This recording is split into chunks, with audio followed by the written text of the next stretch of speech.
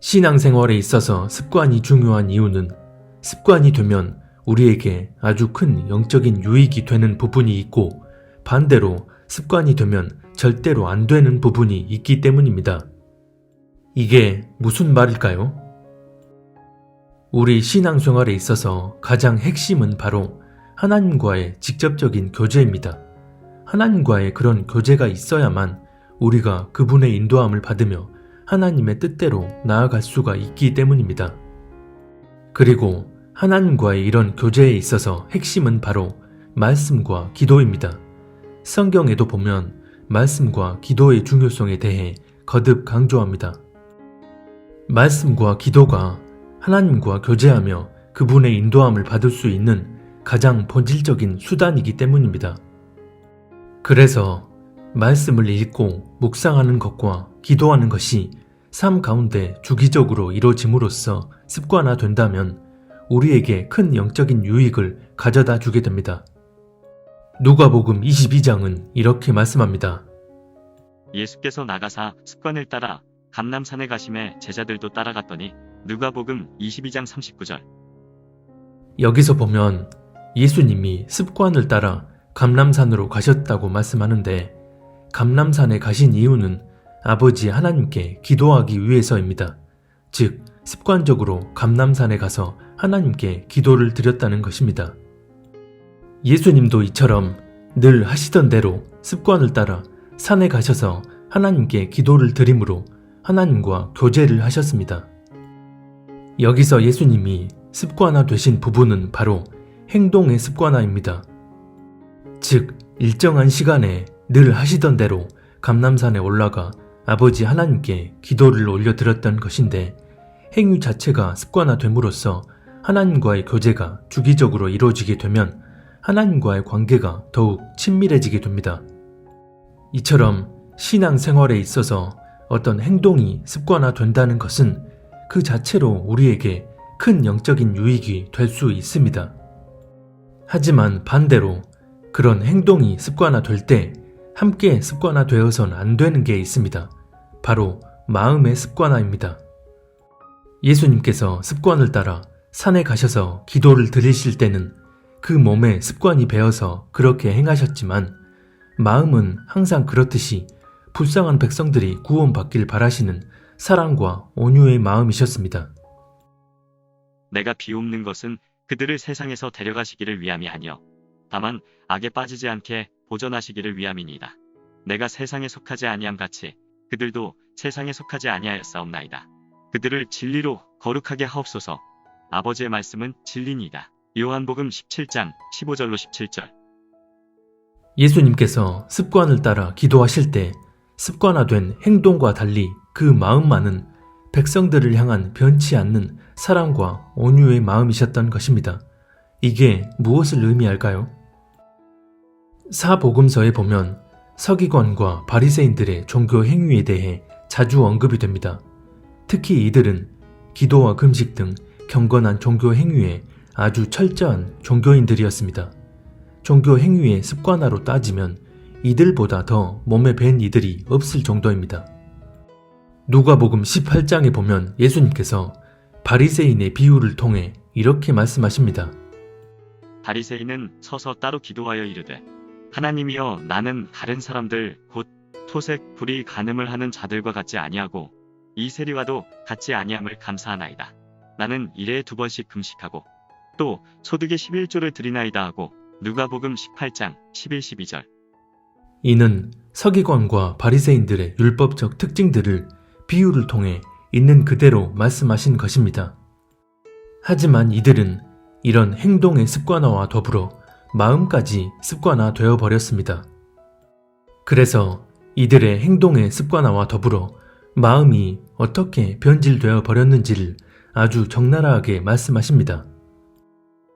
화 있을진저 외식하는 서기관들과 바리새인들이여 너희가 박하와 회향과 근처의 11조는 들이되 율법에 더 중한 바 정의와 긍휼과 믿음은 버렸도다.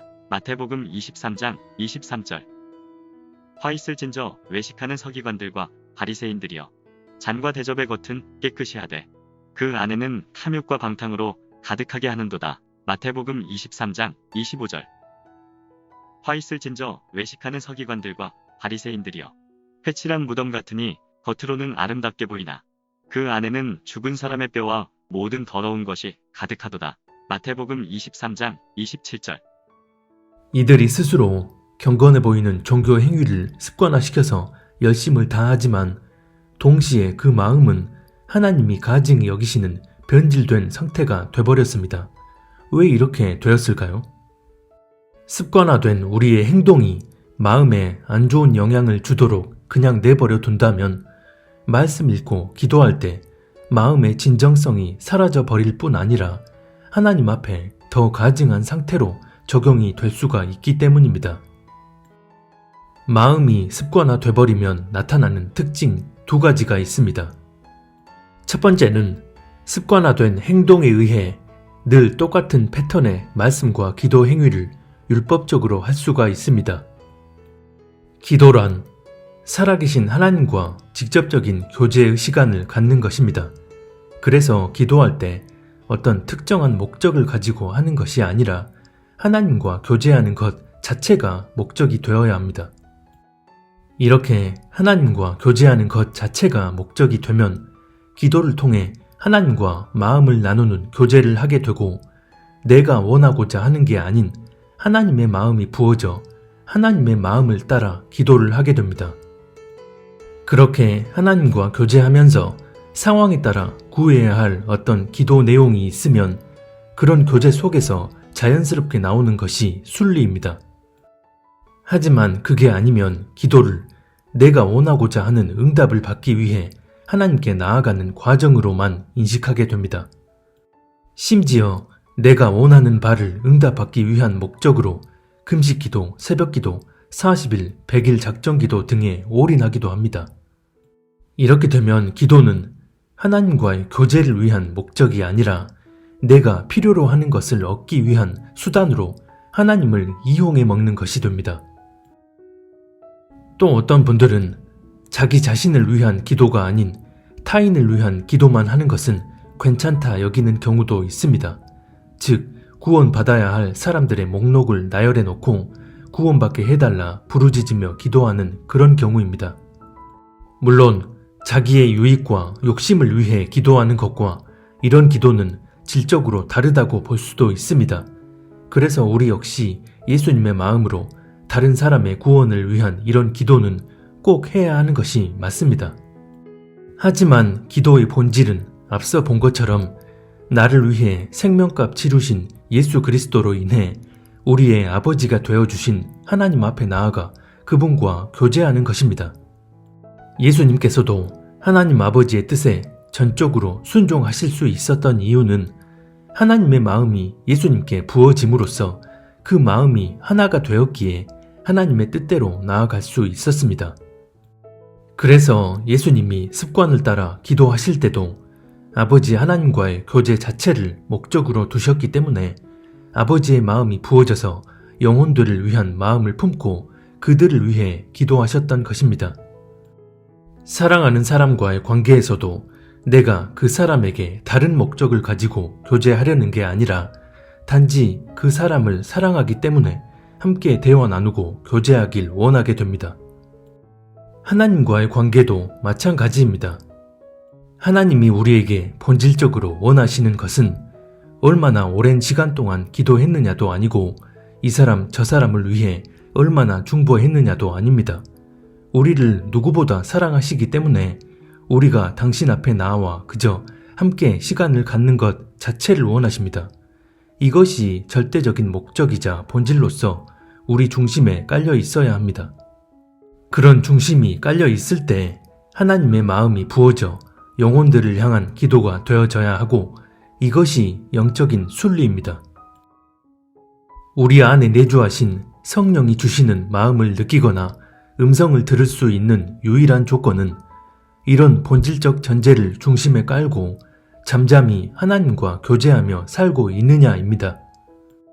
하지만 이런 하나님과의 교제에 대한 인식이 우리 중심에 본질로 깔려있지 않으면 설사 나 자신을 위한 게 아닌 타인을 위한 여러 기도 제목을 부르짖으며 대여섯 시간 동안 기도한다 해도 그 기도에 대한 응답과는 별개로 기도하는 그 사람과 하나님과의 영적인 관계는 더 이상 깊어질 수가 없습니다. 기도를 통해서 하나님의 마음과 뜻을 온전히 헤아리지 못하기 때문이고, 그렇게 되면 삶 가운데 하나님의 마음을 따라 살지 못하기 때문입니다. 여기서 또 어떤 분들은 그럼 악한 영을 대적하는 기도를 하는 것도 잘못된 거냐고 물으실 수도 있습니다. 우리가 절대 오해하면 안 되는 게 우리의 기도를 받으시는 대상은 오직 하나님 한 분뿐입니다.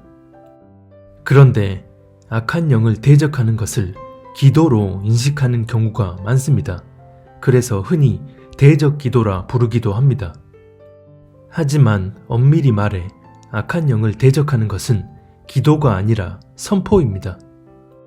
즉, 우리가 하나님 안에서 온전한 믿음으로 나아가지 못하도록 이런저런 방식으로 공격해옴을 감지했을 때 예수 그리스도의 이름으로 대적하여 악한 영을 결박시키는 선포를 하는 것입니다.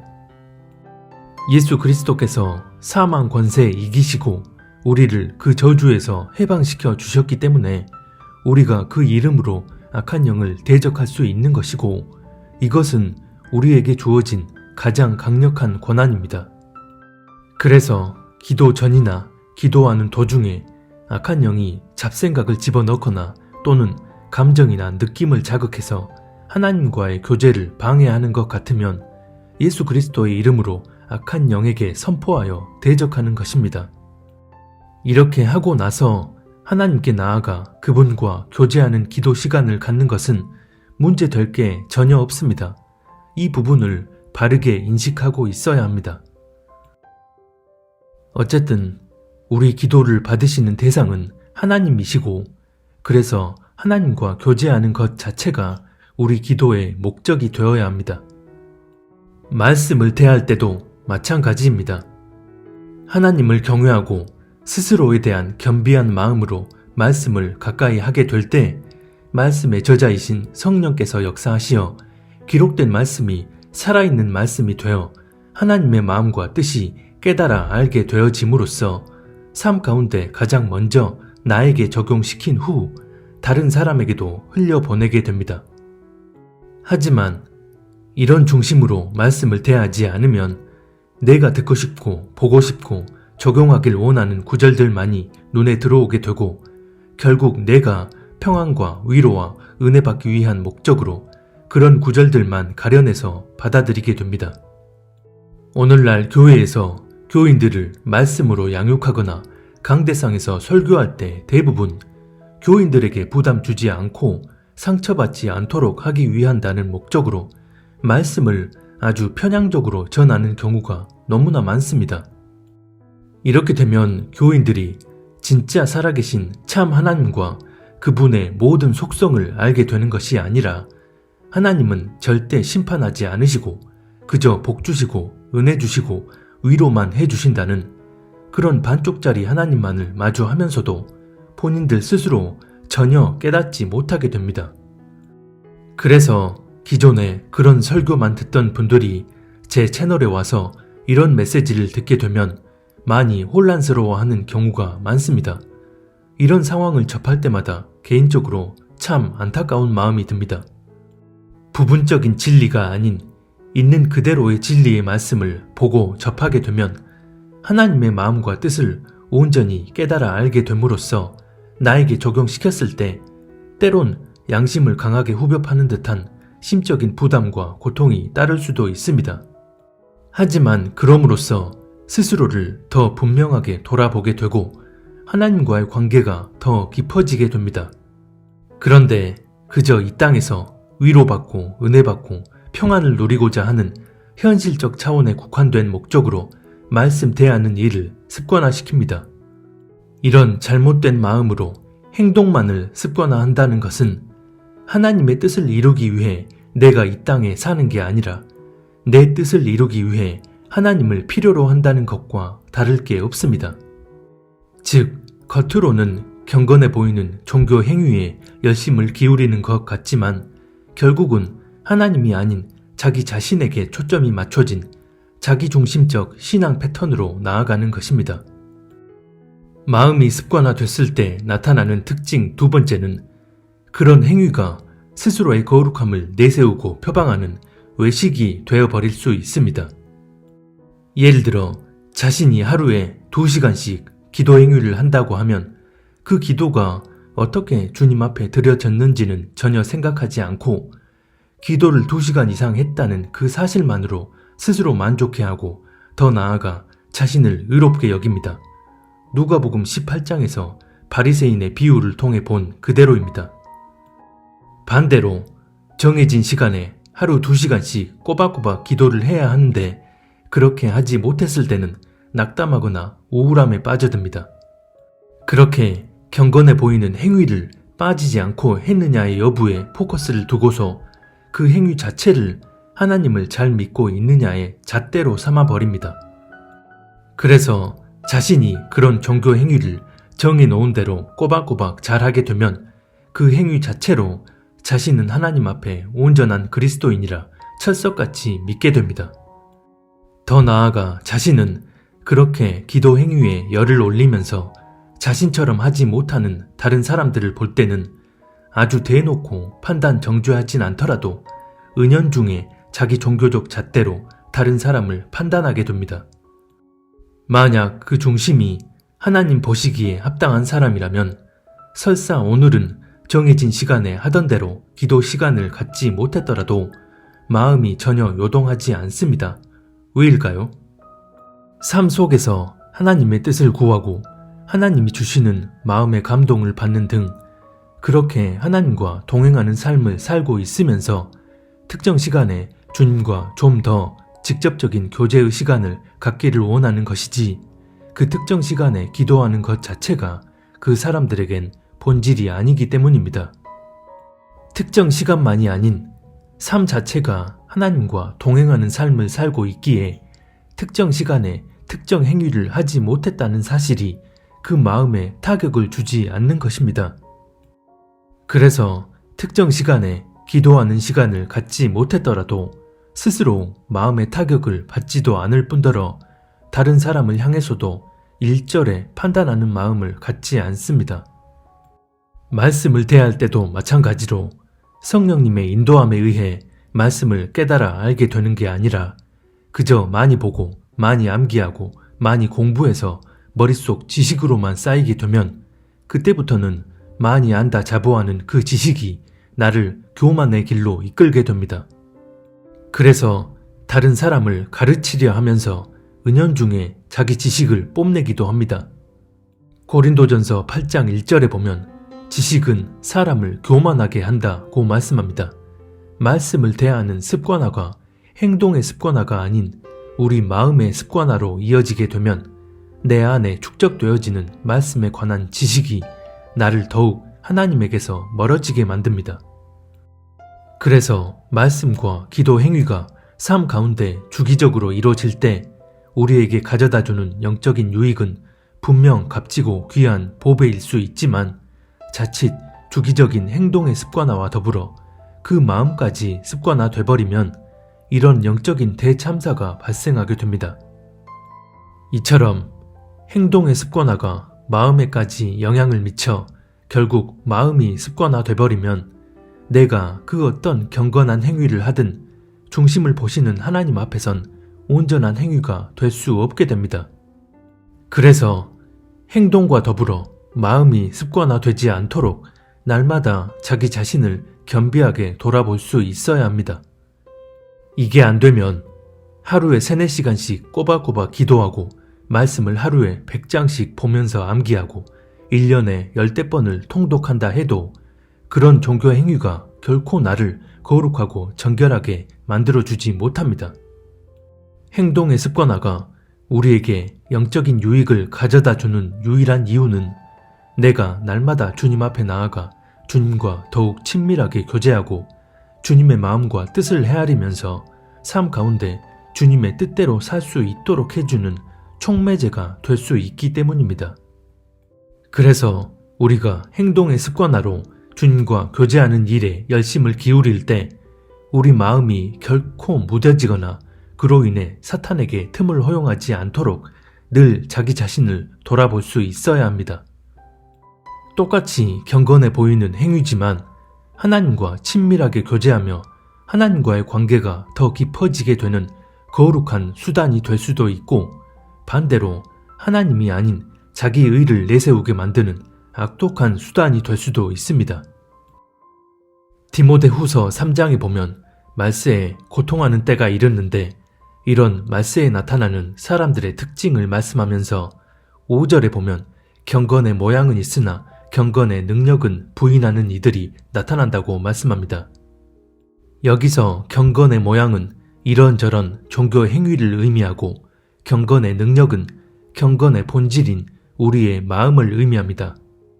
즉, 경건한 모양을 내기 위해선 날마다 열심을 기울이지만 진짜 본질인 우리의 마음은 경건한 상태를 갖지 않는 경우가 더욱 많아진다는 것입니다.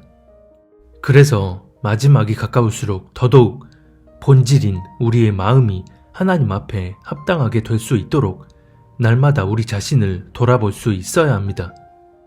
행동의 습관화가 진정으로 하나님과의 친밀한 관계를 이어주는 촉매제가 되기 위해선 반드시 우리 마음이 그에 합당한 상태여야 하기 때문입니다.